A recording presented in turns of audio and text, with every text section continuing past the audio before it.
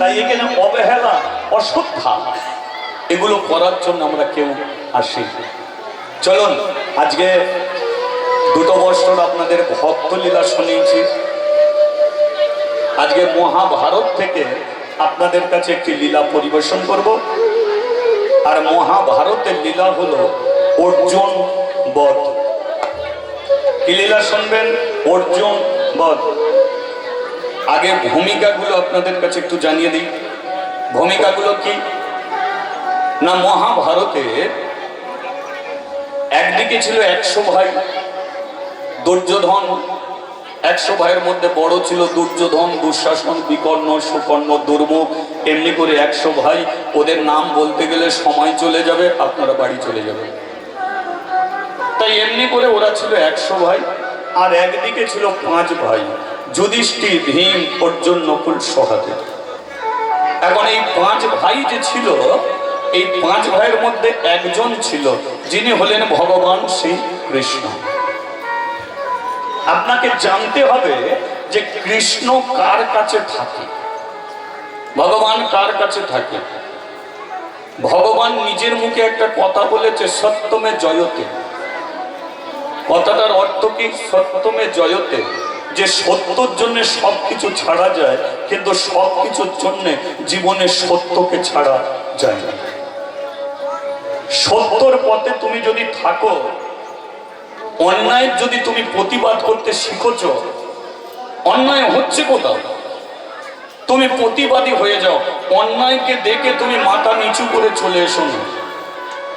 যেখানে অন্যায় হবে তুমি প্রতিবাদ করো। এই প্রতিবাদে মুখ যদি তোমার তৈরি হয়, তাহলে তোমার অনেক ক্ষতি হবে, অনেক ক্ষতি হবে। কারণ তুমি প্রতিবাদ করছো, তোমার পেছনে 50 জন লেগে যাবে। আজকে প্রতিবাদ করতে শিখে গেছে রে, ওর ভদ্র ভেঙে দিবি তো, সমাজের আজকাল নিয়ে। কিন্তু তা বলে তুমি প্রতিবাদ করতে ছেড়ো না, প্রতিবাদী হয়ে যাও, অন্যায়ের প্রতিবাদ করো। এই অন্যায়ের প্রতিবাদ করলে হয়তো তুমি রাজ্য হারাবে, হয়তো বাড়ি হারাবে, হয়তো ছেলে মেয়ে হারাবে, কিন্তু সত্যমে জয়তে ভগবান চিরদিন চিরকাল তোমার পাশে থাকবেই। হরিবল হরিবল। তাই দুর্যোধনেরা মিথ্যাকে আশ্রয় করেছিল, এরা মিথ্যাকে আশ্রয় করেছিল। তাই ভগবান শ্রীকৃষ্ণ ওই দুর্যোধনেদের ধ্বংস করে সত্যকে তিনি জয়ী করেছিল। কারণ যুধিষ্ঠির, ভীম, অর্জুন, নকুল, সহদেব এরা সত্যের পথে ছিল। তাই ভগবান নিজে অর্জুনের রথে সারথি হয়ে তিনি কুরু বংশকে ধ্বংস করে দিয়েছিল। আজকে যুদ্ধ শেষ হয়ে গেল, জয়ী হলো পঞ্চপাণ্ডব, পরাজয় স্বীকার করলো দুর্যোধনের 100টা ভাই। কিন্তু যুদ্ধ শেষে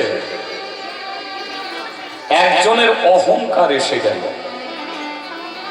অহংকারটা, তিনি হলেন তৃতীয় ব্যক্তি, যুধিষ্ঠির, ভীম, পরেরটা অর্জুন। যার রথের ওপরে দাঁড়িয়েছিল শ্রী কৃষ্ণ। যুদ্ধ শেষে অর্জুন বলেছিল যে কৃষ্ণ, এত বড় যুদ্ধ হলো, আমার ধনুর্বাণের দ্বারা আমি ভীষ্মকে সরসজ্জা করেছি, মহাবীর কর্ণকে আমি মৃত্যু দিয়েছি, কোটি কোটি মানুষকে আমি হত্যা করেছি, কিন্তু আমি এমন অর্জুন যে আমার শরীর থেকে এক ফোঁটা কেউ রক্ত পর্যন্ত ঝরাতে পারে। আমার কেউ চুলের এই মাথার চুল পর্যন্ত কেউ ছুঁতে পারি না। বলো কৃষ্ণ, আমি কত বড় যোদ্ধা, আমি কত বড় বীর। এটা কি অর্জুনের অহংকার। ভগবান সব সহ্য করে গো, সব সহ্য করে, কিন্তু ভগবান কোনোদিন একটা জিনিস সহ্য করতে পারে না, সেটা হলো অহংকার।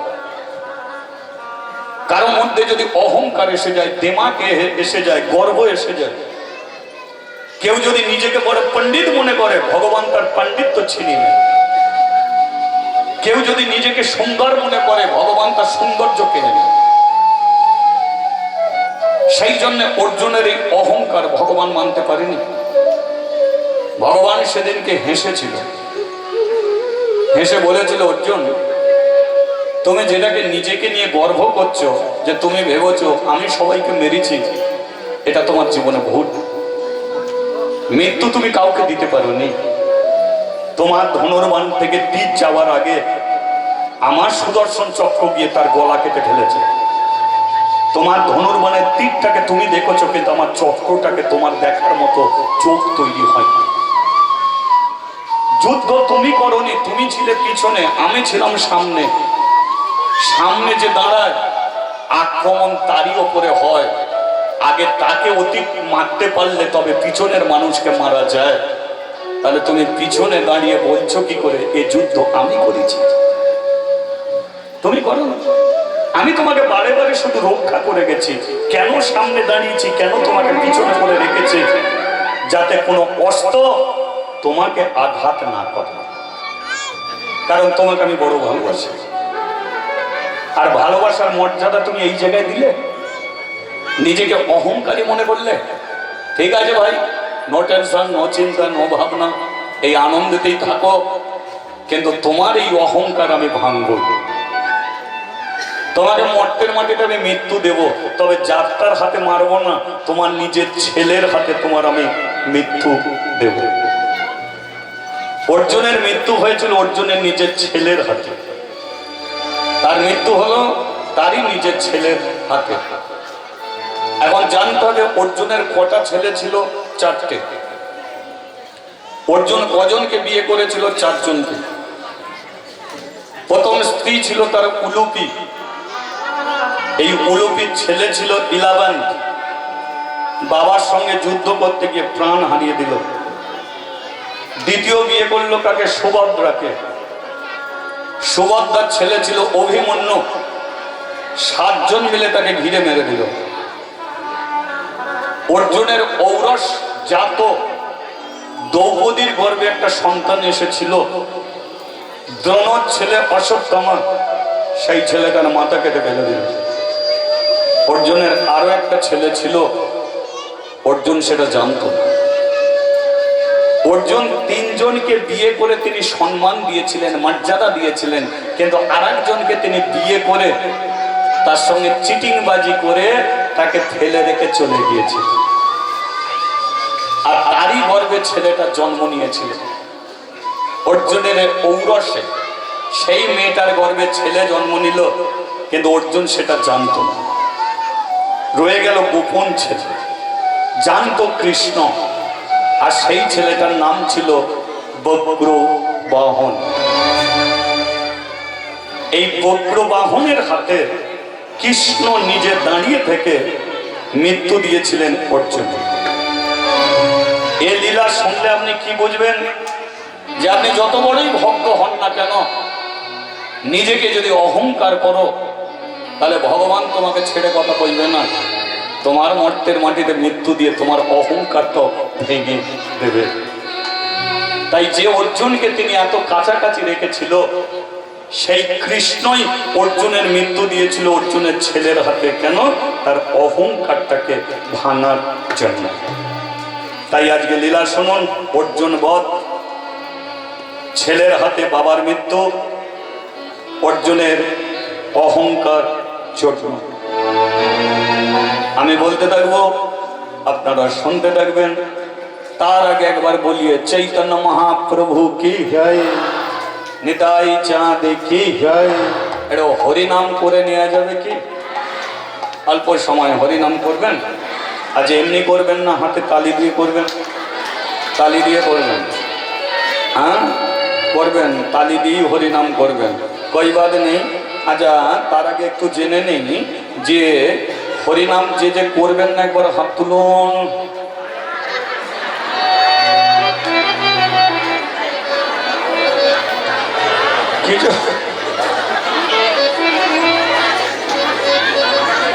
এই যে শোনার জন্য, আমি বলার জন্য কি এনেছি? মুখ। আপনি শোনার জন্য কি এনেছেন? কান। কানটা যদি আপনার তামার কান হয়, আপনি ঘাড় বেরোবেন। কানটা যদি আপনার পিতলের কান হয় আপনি বাড়ি যাবেন, কান যদি আপনার লোহার কান হয় আপনি এইখানি পড়ে পড়ে ঘুমাবেন। আর এই কান যদি আপনার সোনার কান হয় তাহলে সামনেকে ডায়েকে বাঁয়েকে আপনি তাকাতে পারবেন না, আপনি শুনে যাবেন, শুনতে শুনতে কখন আপনার সময় কেটে যাবে আপনি নিজেও সেটা জানতে পারবেন। হরিবল হরিবল। তারাই বলে এক্ষুনি শেষ হয়ে গেল, হ্যাঁ তাদের কাছেই মনে হয় এক্ষুনি শেষ হয়ে গেল। আর যাদের চঞ্চল মন তারা মনে করে কখন বন্ধ হবে। তারপরেও যারা মনোগতি দিয়ে শুনতে থাকে তাদের কাছে শুনে যেন শেষ হয় না, আরো একটু হলে ভালো হতো। আর যারা শোনার ইচ্ছা নিয়ে আসেনি তারা বলে এ কখন শেষ করবে কে জানে, মাঝখানে ঢুকে পড়েছি বেরোবার রাস্তা। তাই না? দেখবেন মিষ্টি দোকানে লক্ষ্য করে দেখবেন বেশ কিছু মাছিকে লক্ষ্য করে দেখবেন সাইটে শুধু ভন ভন ভন ভন করছে। কেন করছে? যদি মাঝখানে ঢুকে পড়ি বেরোতে পারে। তদ্র মাঝখানে অনেকে ঢুকে পড়ে বেরোতে পারে না, কিন্তু এইটুকু জানবেন মাঝখানে মিষ্টির মধ্যে যদি মাছি বসে পড়ে তাহলে অনেক দোকানদার কি করে মাছি সমেতই মিষ্টিটা পাঠিয়ে দেয়। তেমন আপনি মাঝখানে বসে হরিনাম শুনছেন, যদি শোনার মতো শোনা হয় তাহলে আপনি এই শোনার দ্বারাতেই আপনি ভগবানের কাছে চলে যাবেন। নিতাই গৌরের আপনি কৃপা। হরিবল হরিবল। বলিয়ে রাধা মাধবে কি একটু তালি দিয়ে হরিনাম করা যায়। হরে কৃষ্ণ কৃষ্ণ কৃষ্ণ হরে হরে, হরে রাম রাম রাম হরে হরে,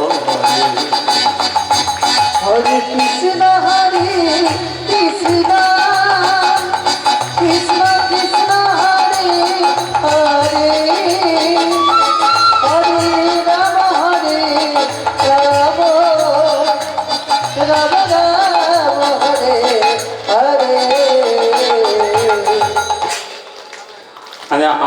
আমি কিন্তু তালি দিয়ে হরিনাম করতে বললাম বলে মনে করবেন না যে আমার নিয়ম আপনারা পালন করছেন, কারণ নিয়মটা করে গেছে কি মহাপ্রভু।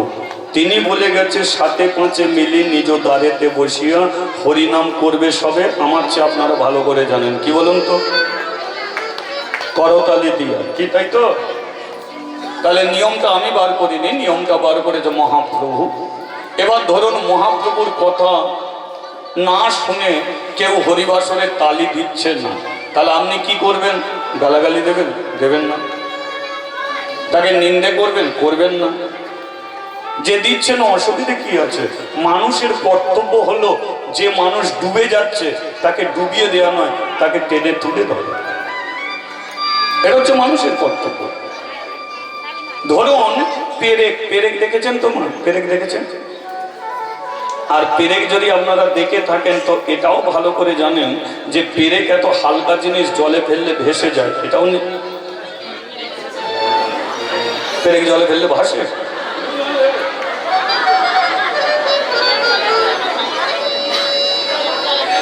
পেরেক কি জলে ফেললে ডুবে যায়? এবার ডুবে যাওয়া পেরেককে তুলে নিয়ে যদি তুমি একটা কাঠের সঙ্গে সাঁটিয়ে দাও, সাঁটিয়ে দিয়ে কাঠকে তুমি জলে ভাসিয়ে দাও, তাহলে বলো পেরেক আর ডুববে? তাহলে পেরেকটা ভাসলো কিসের দ্বারা? কাঠের দ্বারা। তার মানে তুমি তালি দিচ্ছ, তুমি তো চন্দন কাঠ, তোমার পাশে যে দিচ্ছে না ও পেরেকের মতো ডুবে যাচ্ছে। ওকে গালাগালি না দিয়ে নিন্দে না করে শুধু ওকে টেনে নিয়ে তোমার সঙ্গে সাঁটিয়ে দাও, দিলে দেখবে ও একদিন দু হাত তুলে বলবে নিতাই গৌরে প্রেমানন্দ হরিবল হরিবল। কাউকে অবহেলা অশ্রদ্ধা করে মানুষকে পাওয়া যায় না। মানুষকে পেতে গেলে ভালোবেসে তার কাছে যেতে হয়, ভালোবেসে। ঠিক আছে? এইভাবেই আপনারা চলবেন, কাউকে অবহেলা অশ্রদ্ধা করবেন না। কেউ ঝগড়া করছে, আপনি কি করবেন? তার সঙ্গে ঝগড়া করতে লেগে যান না, তাকেও ভালোবেসে বুকে জড়িয়ে ধরো, ঝগড়া করা বন্ধ হয়ে যাবে। মহাপ্রভু যখন হরিনাম করতেন তখন তার হাত দুটো কোন দিকে থাকতো আপনারা জানেন? মহাপ্রভুর হাত কোন দিকে থাকতো? তিনি যখন হরিনাম করতো হাত নিচের দিকে থাকতো না উপর দিকে থাকতো? না না, তুলতে হবে না, হাত ব্যথা হয়ে যাবে, আমি মুখে বললেই হবে। এবার প্রশ্ন হলো যে মহাপ্রভু যে হাত তুলে হরিনাম করত, কারণটা কি জানেন? তোমার হাত যদি ওপরে ওঠে তবে ভগবানের হাতে নিচের দিকে নামবে, তোমার হাতকে ধরার জন্য। আর তোমার হাত যদি নিচের দিকে থাকে তাহলে তোমার হাত ধরার জন্য ভগবান কোনোদিন তার হাত নিচের দিকে নামাবে। হরিবল হরিবল। তাহলে এবার বলুন তো, ভগবানকে হাত ধরাতে গেলে তাহলে হাত তুলতে হবে, ঠিক তো? এবার কে কে ভগবানকে হাত ধরাতে চায় তারা হাত তোলো, বাকি বাদ রাখো। দেখি কে কে। সবাই ধরিয়ে দিতে চায়, ওরাও ধরিয়ে দিবি? হ্যাঁ, বেঁচে থেকে আর কি হবে? আজ পর্যন্ত কোনোদিন কোনো মানুষকে জানলাম না ভাই কেমন আছিস, ওই চলছে আর কি। দিদি কেমন আছো, কেন যে মরণ হয়নি কে জানে, কে ভালো আছে যদি ও থাকাচ্ছে হাত ধরিয়ে দেওয়া ভালো, তাই না? এই তুলি নামিয়ে দিলে ধরবে হাত, ধরবে? তার হাতে নাম ছিল, আমাদের নেমে গেল, আবার সাটা করে একটু তুলে থাকুক না, অসুবিধে কি আছে? চলো। ও হরে কৃষ্ণ হরে কৃষ্ণ কৃষ্ণ কৃষ্ণ হরে হরে, হরে রাম রাম রাম হরে হরে। ও হরে কৃষ্ণ কৃষ্ণ কৃষ্ণ হরে হরে, হরে রাম রাম রাম রাম হরে হরে। রাধা মাধো রাধা মাধো রাধা মাধব জয় রাধা মাধো। রাধা মাধব রাধা মাধব রাধা মাধব জয় রাধা মাধব। হরি হরি বল বল বল বল হরি বল হরি হরি বল, সবে একটু উলু দিয়ে বল।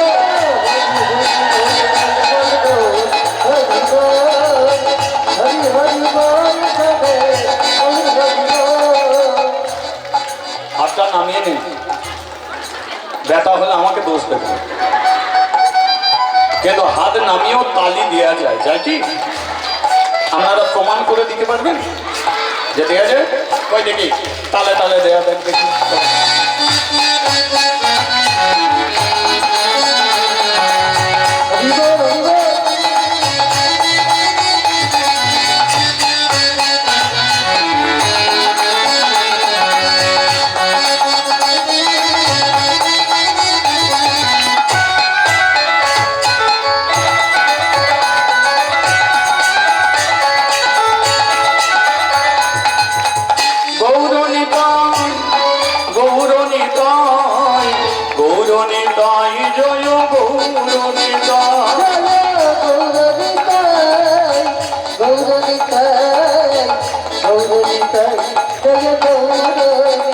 আমার রাধা মাধো রাধা মাধো রাধা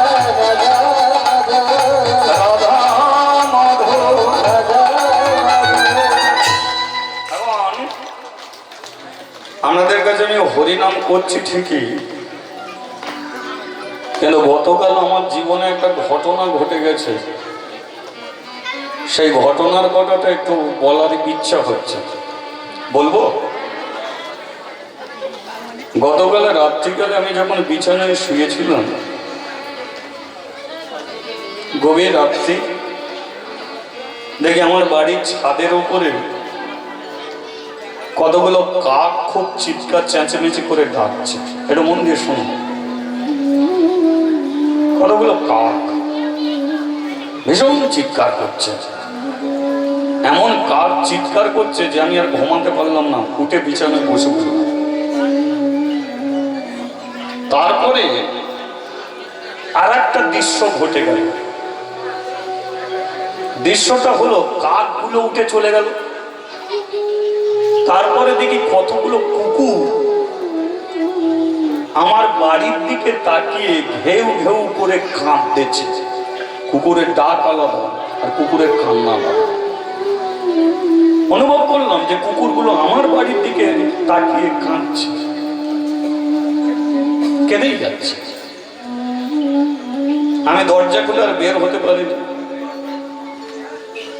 ভোরের বেলা দরজা খুললাম, কুকুরও চলে গেছে, কাকও চলে গেছে। ভোরের বেলা দরজা খুললাম, দেখি একটা বউ বাচ্চা ছেলেকে নিয়ে ছুটে চলে যাচ্ছে। আমি বলি, বৌমা, এই ভোরের বেলা শীতের এই এখন কুয়াশা পড়েছে, তাছাড়া ছেলেকে নিয়ে কোথায় যাবে? ডাক্তারখানায় যাচ্ছি গো। কেন? না, কাল রাত থেকে কান্না বন্ধ হয়নি, দুধ পর্যন্ত খাইনি, তাই আর থাকতে পারলাম না, ডাক্তারখানায় নিয়ে যাচ্ছি। যাও। বেলা উঠল, দেখি কতগুলো মানুষ বলা বলি করে আসছে, আর তারা যেটা বলছে সেটা অন্য কিছু নয়। গ্রামের শেষের দিকে একটা গোয়াল ঘরে গরু ছিল, 5খানা গরু দড়ি বাঁধা অবস্থায় কেরম আগুন লেগে যায়, আর আগুন লেগে গরুগুলো পুড়ে মারা যায়। আচ্ছা, যে কথাগুলো আপনাদের আমি বললাম, যে এগুলো কোনোটাই কি শুভ লক্ষণ আপনাদের কাছে মনে হচ্ছে? বাড়ির ওপরে রাত্রিকালে যদি কাক চিৎকার করে ডাকে না, তাহলে ও কাক আপনাকে সংকেত দিতে আসছে যে আপনারই কোনো আত্মীয় স্বজন মারা গেছে। তাই সংকেত দিতে আসছে যে সকালবেলা খবরটা এসে যাবে, তার আগে আমি বলে যাচ্ছি তোমার কোনো আত্মীয় স্বজন মারা গেছে। কোনোদিন লক্ষ্য করে দেখবেন, আপনার বাড়ির দিকে মুখ করে যদি কুকুর ঘেউ ঘেউ করে কাঁদে, তাহলে আপনি বুঝে নেবেন যে আপনার পরিবারের মধ্যে আপনার ছেলে বা মেয়ে বলো, কার একটা কঠিন ব্যাধি হবে, কঠিন একটা অসুখ হবে, আর তার জন্য তাকে হয়তো ভেলোর নিয়েও ছুটতে হতে পারে। এগুলো আগে থাকতে সংকেত দেয়। বাড়ির বাচ্চা ছেলে যদি স্তনদুগ্ধ না করে, তাহলে দেখবেন সেই পরিবারের দুর্ঘটনা ঘটে গেছে। গোয়াল ঘরে যদি গরু পুড়ে মরে যায়, তাহলে আপনি বুঝে নেবেন ওই গ্রামের মধ্যে এমন একটা অশান্তি তৈরি হবে, ওই গ্রামে কোনো মানুষ আর বাস করতে পারবে না, গ্রাম ছেড়ে চলে যেতে হবে। তাই এই সংকেতগুলো আমার জীবনে, না না, আমার জীবনে নয়, এ ঘটনাটা আমার ঘটেনি, ঘটেছে দিল্লির বুকে একটি মেয়ে, এখানকারে নয়, দিল্লি। সেই দিল্লির বুকে একটা মেয়ের জীবনে এই ঘটনাটা ঘটে গেল। এখনকার যেটা দিল্লি, দাপুর যুগে ওই জায়গাটার নাম ছিল হস্তিনাপুর। হস্তিনাপুরের বিশাল রাজপ্রাসাদ, আর ওই রাজপ্রাসাদে সোনার বিছানায় শুয়েছিল 100টা ছেলের মা গান্ধারী। কটা ছেলের মা বললাম? 100 ছেলের মা গান্ধারী। 100টা ছেলে কিন্তু কেউ ঘরে নেই, সবাই যুদ্ধ করতে চলে গেছে। কোথায়? যে জায়গায় যুদ্ধ হয়েছিল সে মাঠটা এখনো আছে, কুরুক্ষেত্রের মাঠ এখনো পর্যন্ত ওই নামেই আছে, কুরুক্ষেত্র, ওই নামেই মাঠটা এখন আছে। ওই মাঠেই লক্ষ লক্ষ মানুষ মরেছিল। তাই 100টা ছেলে কুরুক্ষেত্রের মাঠে যুদ্ধ করতে গেছে। গান্ধারী এমন সব অশুভ সংকেতগুলো পেয়েছে, গান্ধারী সারা দিন চিন্তা করলো যে তাহলে কি আমার কোনো ছেলে কি আর বেঁচেছে? না, আমি একবার যাব। রাত্রিকালে হাতে মশাল জেনে নিয়ে গান্ধারী কুরুক্ষেত্রের মাঠে গিয়ে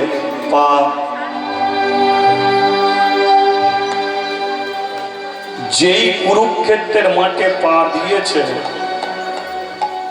ফাঁকা জায়গা কিন্তু এতটুকু নেই। গান্ধারী পা দিয়ে বুঝতে পারছে কোনো মানুষ এসে পেটে পা দিয়েছে। দ্বিতীয় পাটা কার মাথায় দিয়ে রেখেছে। রাতের ঘুটঘুটে অন্ধকার, মশালটাকে নিয়ে মড়াগুলোর ওপরে পা দিতে দিতে খুঁজে বেড়াচ্ছে তার 100টা ছেলে। অবসান কুরুক্ষেত্র রণ তন কর্ণ শাল্য আদি হয়েছে নিপাত। দুষ্টের দমন লাগি কুরুক্ষেত্রের হয়েছিল আয়োজন। সম্পূর্ণ হয়েছে আজ রণাঙ্গন মাঝ। থেমে গেছে অস্ত্রের ঝনঝন, সৈন্যের কোলাহল। দুর্গন্ধ বাতাস বয়ে চারিদিক হতে।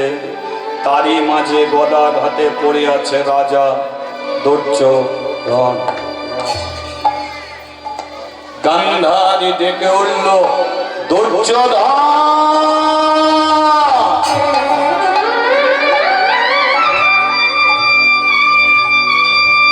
দুঃশাসন!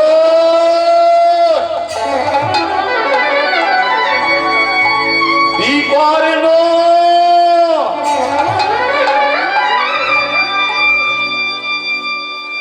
ছেলেগুলোর নাম ধরে ডাকছে,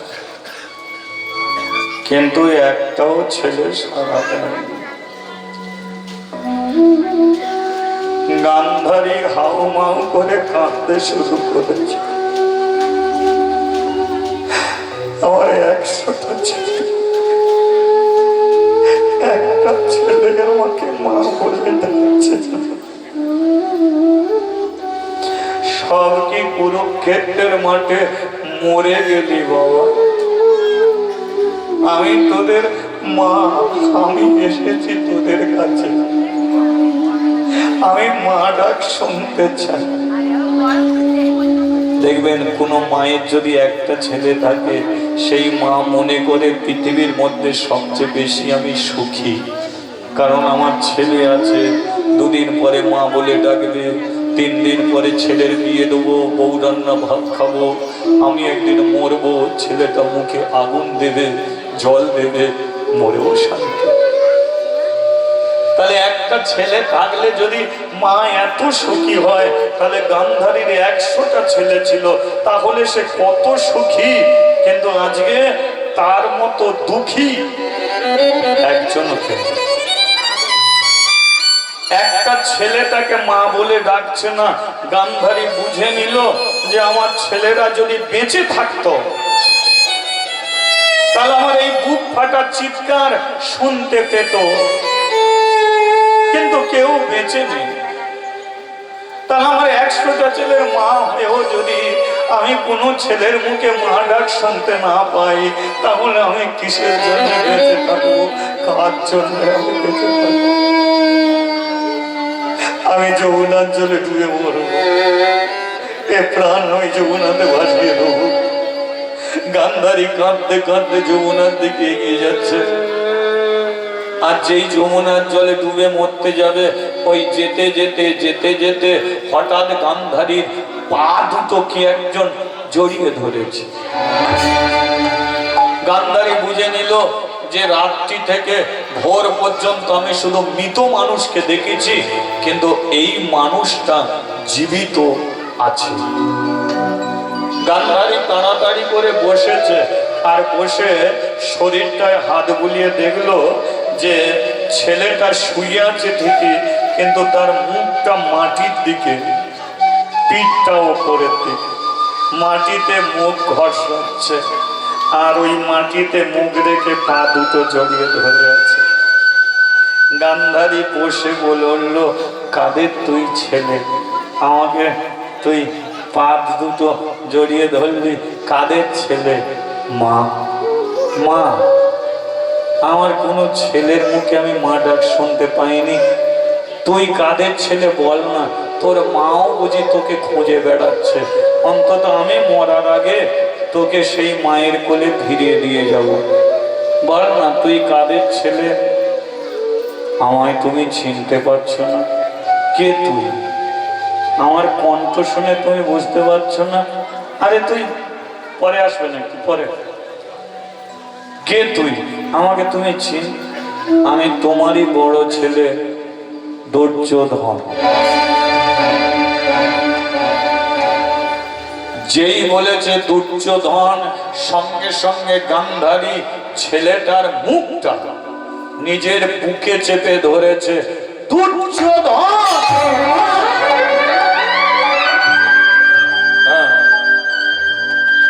হ্যাঁ, হ্যাঁ, আমি তোমার বড় ছেলে দুর্যোধন। তোর আর সকল ভাইগুলো কেউ বেঁচে নেই, বেঁচে নেই, সব মরে গেছে। তাদের শিগাল কুকুরে টেনে ছিঁড়ে ছিঁড়ে খেয়ে নিয়েছে। আমি বেঁচে আছি, তবে বেশিক্ষণের জন্য নয়। আমি কিছুক্ষণ পরে মরে যাব, কিন্তু মরার আগে তোমার সঙ্গে যখন দেখা হলো আমার, শেষ সময় বেশ কিছু কথা আমি তোমাকে বলে দেব। ওরা ছিল 5 ভাই, আমরা ছিলাম 100 ভাই। কুরুক্ষেত্রের মাঠে আমরা খেলতে নেমেছিলাম।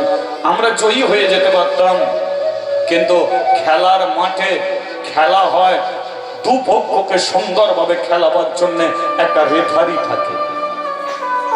কিন্তু আমাদের খেলার মাঠে রেফারিটা এক পক্ষকে খেলিয়ে আর এক পক্ষকে জোর করে হারিয়েছে।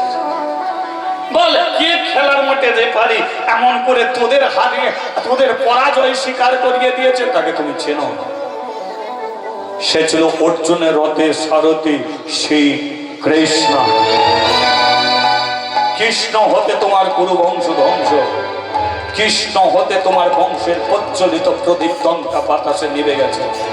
কৃষ্ণ হতে আজকে তুমি উন্মাদিনী পাগলিনী হয়েছ।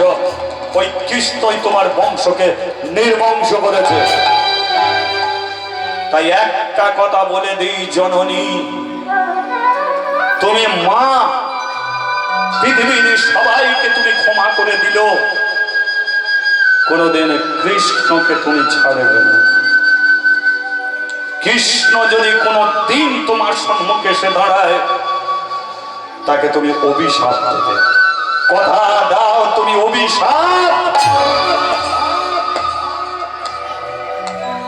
তাই হোক দুর্যোধন, তোর রক্ত মাখা শরীরকে স্পর্শ করে আমি কথা দিলাম, কৃষ্ণের কারণে তোদের যদি চলে যেতে হয়, তাহলে জীবনে কোনোদিন যদি কৃষ্ণের সঙ্গে আমার দেখা হয়,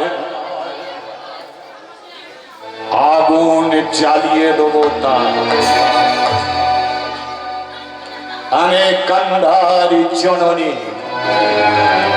করলাম আমি প্রতিজ্ঞা, আমা হতে হবে যদু বংশ ধ্বংস।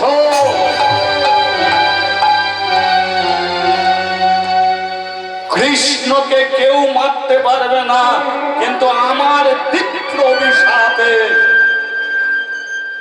কৃষ্ণর বংশ হবে নির্বংশ। তুই ঘরে চ, আর বেঁচে আছে পালা জীবনে দুটো, একটা আশার, একটা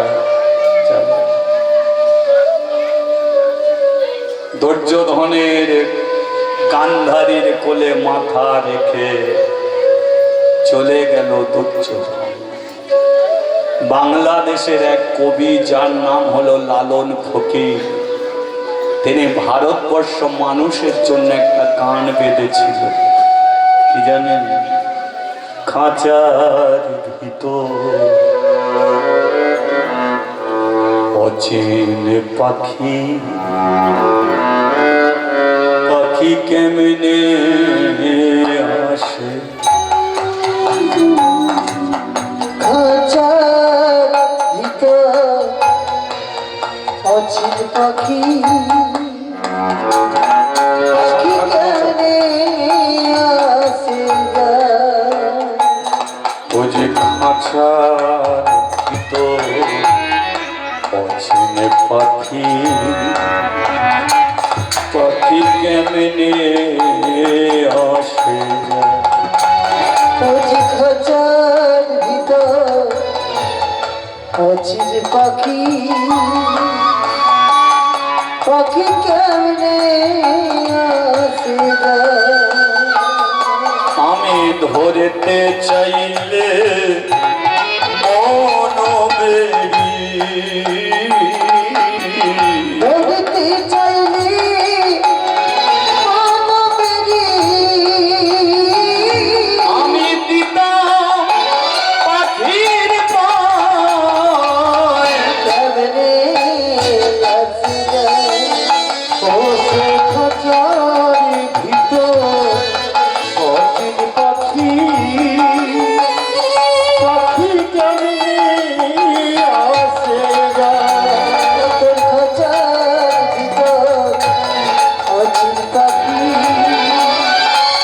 পাখি কেমনে আসে বসে খাঁচার ভিতর অচিন পাখি পাখি কেমনে আসে মনে তুই রইলি তোর ওই খাঁচারি আসে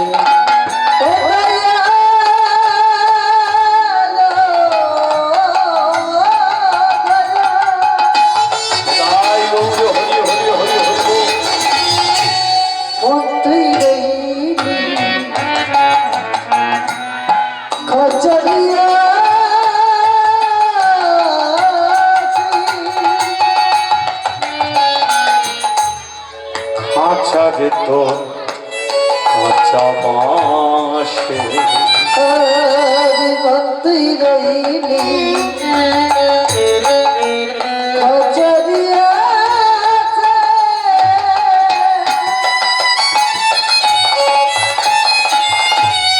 খাঁচা ভেতর খাঁচা বাসে আমাদের একদিন খাঁচা যাবে খসে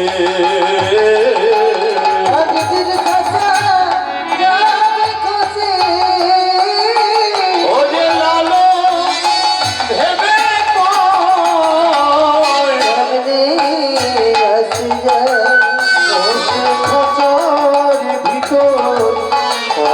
পাখি পাখি কেমনে আসে তোর খাঁচার ভিতর অচিন পাখি পাখি কেমনে আসে রামচন্দ্রের পোষা পাখি ও যে সীতারানী ছিল দেখো লঙ্কা রাজা রাবণ করে ও যে হরণ করে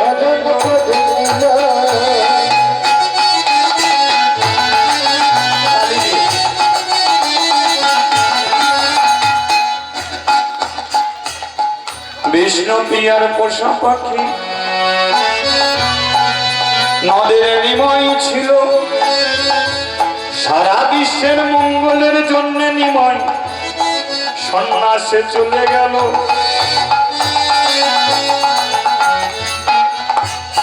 আমাদের আছে পোষা পাখি কারো ময়না কারো চন্দনা কারো বা টিয়া টিয়া টিয়া এ পাখি নিজের তো নয় গো তাই পাখি তো ধরা থাকে না পাখির যখন সময় হয়ে যায় সে তো কারো কথা শোনে না একদিন আমাদের পাখি চলে যাবে গো কোন অজানার দেশে যেদিন তোমার পাখি চলে যাবে সেদিনকে হরিবাসরে বসে তোমার আর হরি নাম শোনা হবে না তাই যতক্ষণ হরিবাসনে বসে আছো নিজের পাখিকে একটু হরি নাম শোনাও না শোনানো যাবে এই যে পাখিটা কোন জায়গায় যেটা deep deep deep deep deep deep করছে এটা বন্ধ হয়ে গেল তোমার সাথে তুমি মনে ও কি চায়? টাকা পয়সা বাড়ি গাড়ি চায় না, ও একটু হরিনাম শুনতে চায়। তাহলে এই জায়গায় বসে তাকে একটু শোনানো যাবে? আচ্ছা, কার ঢিপ ঢিপ করছেন একবার হাত তোলো না।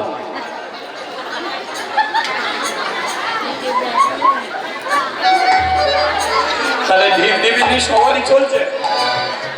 এটা ধরা থাকবে কিসের দ্বারা? একমাত্র হরি নামের দ্বারা, তাই তো? তাহলে এটাকে শোনানো যাবে? নিজের পাখিকে শোনাও হাতে তালি দিয়ে। হ্যাঁ, হরে কৃষ্ণ কৃষ্ণ কৃষ্ণ হরে হরে, হরে রাম হরে রাম রাম রাম হরে হরে। হরে কৃষ্ণ কৃষ্ণ কৃষ্ণ কৃষ্ণ হরে হরে। ও হরে রাম হরে রাম রাম রাম হরে হরে। হরে কৃষ্ণ কৃষ্ণ কৃষ্ণ কৃষ্ণ হরে হরে। হরে রাম হরে রাম রাম রাম হরে হরে। হরে উলুধ্বনি উলুধ্বনি কৃষ্ণ উলুধ্বনি হরে হরে।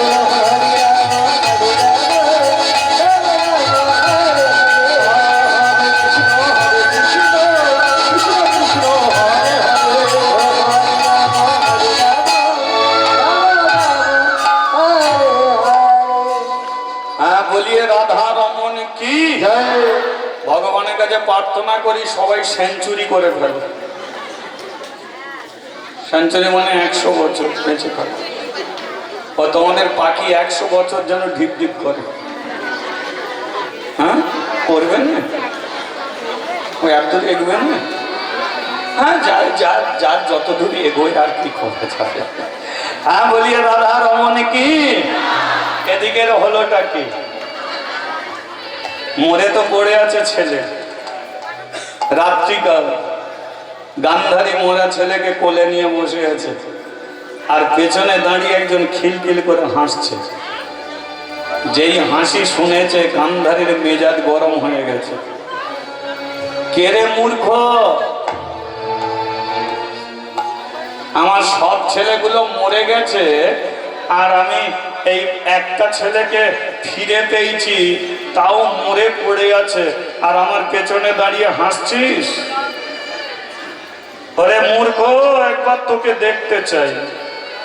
যেই বলেছে দেখতে চাই, পেছনে যে দাঁড়িয়ে হাসছিল সে বলে উঠল, হাজার হাজার টিউবলাইট জ্বেলে দিলে আমাকে দেখতে পাবেন, হাজার হাজার হ্যালোজিন আমার দিকে মারলে দেখতে পাবেন। আমি তোমার সামনে পেছনে ডাঁয়ে বাঁয়ে সর্বত্র আছি। আমাকে দেখতে গেলে চাই একমাত্র ভক্তি, প্রেম, ভালোবাসা। কোটি কোটি মানুষ আমাকে দেখতে চায়, কিন্তু আমি যাকে দেখা দিই সেই দেখতে পায়। দেখবি আমি কে? গান্ধারীর সম্মুখে দাঁড়িয়েছে, আর যেই দাঁড়িয়েছে গান্ধারী বলল, তুই কৃষ্ণ? আমি কৃষ্ণ। তুই আমার 100টা ছেলেকে মারলি কেন? কৃষ্ণ বলল, কাউকে আমি মারিনি। তুমি ভালো করেই জানো আমি রথে শুধু দড়ি ধরে বসেছিলাম, আমি যুদ্ধ করিনি, অস্ত্র ধরিনি, আমি কাউকে মারতেও চাইনি। তাহলে আমার 100টা ছেলে মরল কেন? তোমারই জন্য, তোমারই জন্য। তোমার অপরাধে তোমার ছেলেগুলোর মৃত্যু হয়েছে, আমার অপরাধের জন্য নয়। আমি অন্যায়টা কি করেছি? করেছ ভয়ঙ্কর অপরাধ। তোমার ছেলে দুর্যোধন ভীমকে বিষ খাইয়াচ্ছে, ভীম বেঁচে আছে। তোমার ছেলে দুর্যোধন পায়েসের সঙ্গে বিষ দিয়ে ভীমকে মারতে চাইলো, তুমি তো এটা জানতে। তোমার 100টা ছেলে, কুন্তির 5টা ছেলে, তা তোমার 100টা ছেলে যাতে বেঁচে থাকে, 5টা ছেলে যাতে মরে যায়, তুমি পরের ছেলেকে মারতে চাইলে? একটা কথা জানবে, পরের ছেলেকে মারতে গেলে নিজের ছেলে মরে যায়। পরের ঘরে আগুন দিতে গেলে নিজের ঘরে আগুন ধরে যায়। পরকে কাঁদাতে গেলে নিজেকে চোখের জলে কাঁদতে হয়। এ দোষগুলো কার? বারাণসীর মেলাতে তোমার ছেলে একটা ঘর করেছিল, যে ঘরটা চর্বি, মোম, গালা দিয়ে আর সেই ঘরে 5টা ছেলেকে ঢুকিয়ে দিয়ে তোমার ছেলে দুর্যোধন দেশলাই কাঠি মেরে দিয়েছিল, যাতে ওই যুধিষ্ঠির, ভীম, অর্জুন, নকুল, সহদেব যাতে পুড়ে মরে যায়। তুমি এটা জানতে না যে জীবিত অবস্থায় জ্বলন্ত পুড়িয়ে মারতে চাইছে দুর্যোধন? তুমি প্রতিবাদ করো। সবার মাঝখানে তোমার ছেলে দুঃশাসন মেয়েটা চুলের মুঠি ধরে নিয়ে এলো, আর তুমি, তোমার বড় ছেলে কি বললো? ওরে দুঃশাসন, যে মেয়েটাকে চুলের মুঠি ধরে নিয়ে এসেছিস ওর কাপড় খুলে আমার জানুতে বসা। সবার মাঝখানে একটা মেয়ের কাপড় খুলতে চাইছে তোমার ছেলেগুলো। তোমার একটা মেয়ে, সেটা একটা মেয়ে ছিল, তাহলে একটা মেয়ের সম্মান কে রক্ষা করে? একটা মেয়ে রক্ষা করে। কই, তুমি তো পারলে না সেদিনকে দ্রৌপদীকে বাঁচাতে। আমি যদি কাপড়ে না দিতাম তাহলে মহাভারতের দ্রৌপদীর চরিত্রই চলে যেত। সে হয়তো এখন বিষ খেয়ে গলায় দড়ি দিয়ে মরে যেত। সে মরবে না? ভালো। সবার মাঝখানে যদি একটা মেয়েকে উলঙ্গ করে দেয়া হয়, সে লজ্জায় বেঁচে থাকতে পারবে? বিষ খাবে, তা না গলায় দড়ি দেবে। তা তোমার ছেলেগুলো এই অন্যায় করেনি, আর আমি প্রতিবাদ করতে গেছি বলে দোষ? এই যে গান্ধারী জননী, ছেলে শুধু পেটে ধরলে হয় না, গরুর বাচ্চা হলে তাকে বাছুর বলা হয়, মুরগির বাচ্চা হলে তাকে মুরগি বলা হয়, ছাগলের বাচ্চা হলে ছাগল বলা হয়, কিন্তু মানুষের বাচ্চা হলে মানুষ বলা যায় না, তাকে মানুষ করতে হয়। তাকে মানুষ করতে হয়। কিন্তু তোমার 100টা ছেলেকে অমানুষে পরিণত করলে মানুষ করতে পারবে। আমি কি করবো? তোমার ছেলেগুলো দিন দুপুরে অত্যাচার করবে, তোমার ছেলেগুলো সাধুগুরু বৈষ্ণবকে মারবে, আমি ছেড়ে দেবো? একটা কথা জানবে, জমিতে যদি ঘাস থাকে তাহলে কোনোদিন ফসল ভালো হয় না। তাই আলু চাষ করতে গেলেও ঘাসকে পরিষ্কার করতে হয়, তারপরে বীজকে রোপণ করলে তবে ফসল ভালো পাওয়া যায়। তোমার ছেলেগুলো ভারতবর্ষের মাটিতে ঘাসের মতো জমে আছে, ও ঘাসগুলো যতক্ষণ না উপড়ে ফেলতে পারি এ ভারতবর্ষের মাটিতে ভালো কিছু হবে না। তাই এই ভারতবর্ষের মাটিকে ভালো করার জন্য তোমার 100টা ছেলেকে পৃথিবী থেকে আমি সরিয়ে দিয়েছি।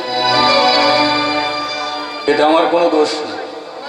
গান্ধারী বলল, তবু তো আমি মা, আমি ছেলের শরীরকে, মরা ছেলেকে স্পর্শ করে কথা দিয়েছি, কৃষ্ণ আমি তোমাকে অভিশাপ দেবো। কৃষ্ণ বলল, কথা দিয়েছে যখন দিয়ে ফেলবে। না না, কি অভিশাপ দেবে? তো তোমার অভিশাপ দেবে, আমি মাথায় তুলে নেবো। দেরি করুনি, দেবে যেটা বলেছো দিয়ে ফেলো। কি দেবে? গান্ধারী বলল, শোনো কৃষ্ণ, যেমন করে আমার পুরো বংশ হলো ধ্বংস, ঠিক তেমনি করে তোমার 56 কোটি যদু বংশ হবে ধ্বংস। কৃষ্ণ বলল, এটা আমার অভিশাপ নয় তো, তুমি আমাকে আশীর্বাদ করলে। কথাগুলোকে বুঝতে হবে।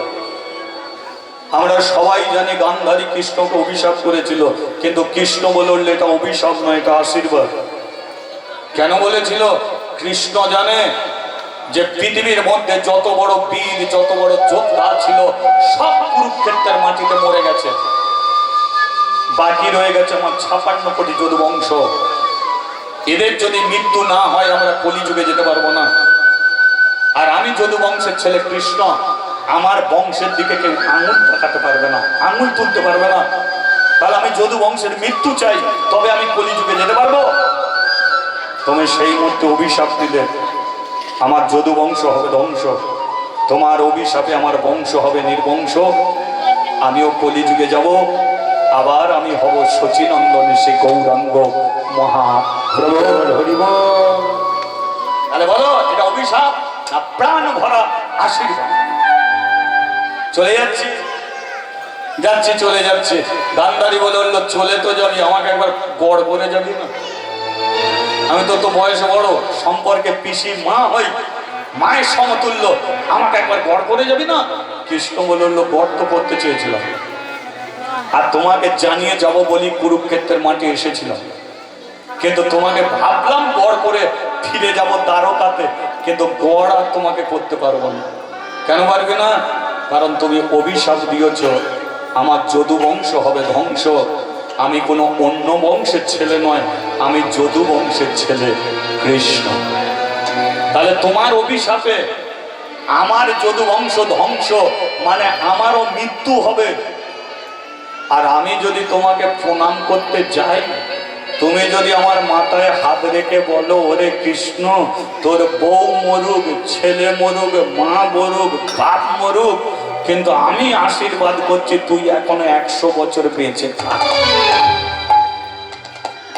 তাহলে বুঝেছ, আমার সবাই মরে যাবে আর আমাকে 100 বছর বেঁচে থাকতে হবে তোমার আশীর্বাদে। আর তোমার আশীর্বাদ করলে কলিযুগে আবার গৌর হতে গেলে 100 বছর দেরি হয়ে যাবে। তাই তোমাকে আমি প্রণাম করছি না, যেটা দিয়েছ এটাকে নেই কেটে পড়ছি। এবারে গান্ধারীকে প্রণাম না করে কৃষ্ণ চলেছে দ্বারকাতে। কৃষ্ণকে আনতে এসেছে কে? কৃষ্ণরই যিনি রথ চালিয়ে নিয়ে যায়। কৃষ্ণ নিজে অর্জুনের রথ চালায়, আবার কৃষ্ণর একজনের রথ চালায় যার নাম হলো উদ্ধব। কি নাম বললাম? উদ্ধব। সেই উদ্ধব বলল আর এখানে থেকে লাভ নাই, এবারে চলো সখা এই দ্বারকা নগরে। হরি হরি হরি এবারে চলো সখা দ্বারকা নগরে।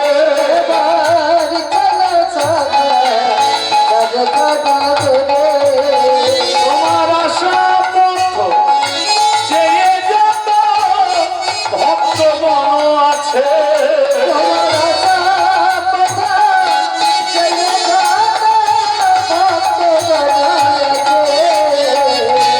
ভক্তি যুত হয়ে মনে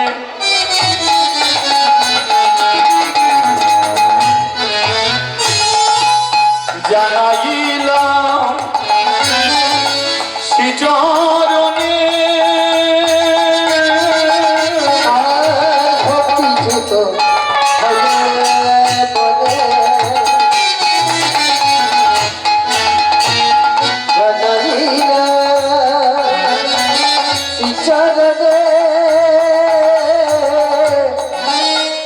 এবারে কৃপা করে কৃপা করে কৃপা করে চলো সখা দ্বারকা নগরে।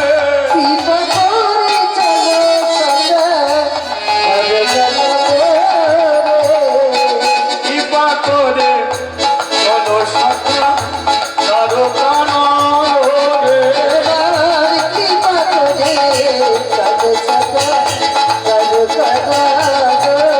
এবার কৃপা করে চলো সখা দ্বারকা নগরে।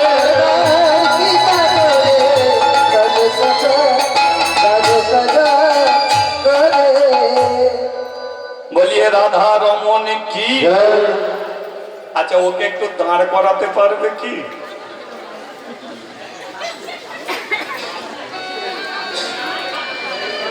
না না এখানে নয়, ওই যে রথে যে উঠে চলে যাচ্ছে এখনো তাকিয়ে আছে, এখানে রথ আছে।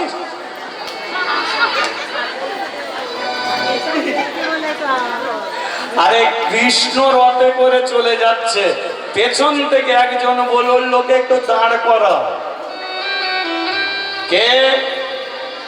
হেন কালে তৃতীয় পাণ্ড দেখিতে যে পাইল, হেন কালে তৃতীয় পাণ্ড দেখিতে যে পাইল, হেন কালে তৃতীয় পাণ্ড দেখিতে যে পাইল, হেন কালে তৃতীয় পাণ্ড দেখিতে যে পাইল। প্রাণের সখা বলি ডাকিতে লাগিল, প্রাণেরই সখা বলি ডাকিতে লাগিল, প্রাণেরই সখা বলি ডাকিতে লাগিল, প্রাণেরই সখা বলি ডাকিতে লাগিল।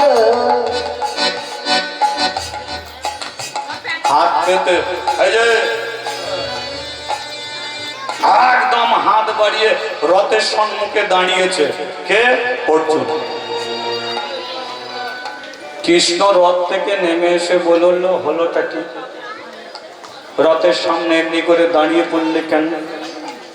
আরে দাঁড়িয়ে পড়লে কেন? চলেছ কোথায়? আমি আমার ঘরে যাচ্ছি। এই কোটা কম ভাই, ওই ভাই এই কোটা একটু কম। আমি আমার ঘরে যাচ্ছি। যেই বলেছে ঘরে যাচ্ছি, অর্জুন বলল চলে গেলে তো হবে না, আমার কি হবে? কেন, তোমার কি হয়েছে?